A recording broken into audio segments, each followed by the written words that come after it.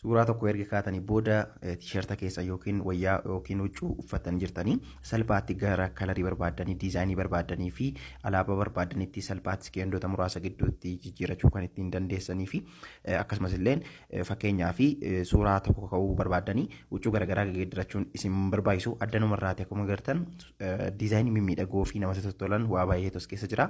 Salphaatti suuraa sana erga kaatanii booda kunoo appilikeeshinii kanarra galchuun bifa kanaatiin waan isinitti toletti jijjiirachuu ni dandeessu.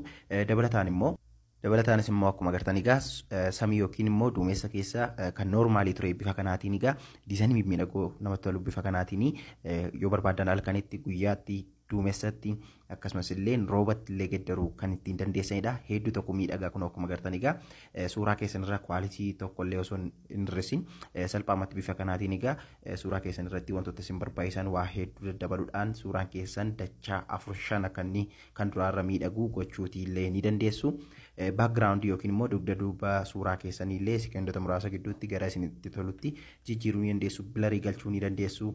Akkasumas illee suuraalee Google irraa fiddanillee itti galchuutii illee ni dandeessu. Aappii kanas eessaa kan buufadheetii fayyadamaa jiru isin agarsiisa. Linkii isaa baay'ee koora isiniif kaa'ee waan jiruu fi mallattoo profaayila koora yoo tuqxani gara kanaatti isin fidaa addanarraati. Kan innaa isin tuqxan qaxita weebsaayitii kanarra isin fida jechuudha. Weebsaayitii kanarraati egaa suuta jettanii akkaataa kanaan gadi buutaniitu dhumarraa dhuftanii bakka daawunlood jedhu kana tuquudhaan bilbila keessanitti gadi buufachuutii ni dandeessu isin jedha.